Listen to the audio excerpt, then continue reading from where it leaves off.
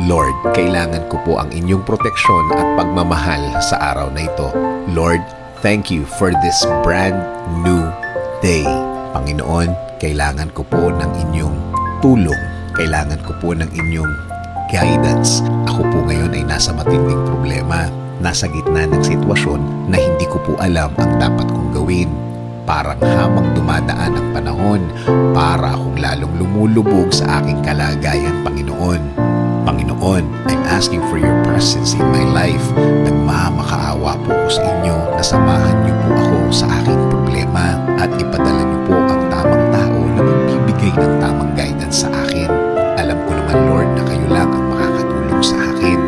Alam ko naman, Lord, na ikaw ang makakabless sa akin. Simula ngayon, Panginoon, ikaw na ang magiging sentro ng aking lahat. Hindi na ako mag-iisip na makakapagpagrabe ng aking kalagayan. In Jesus' name we pray.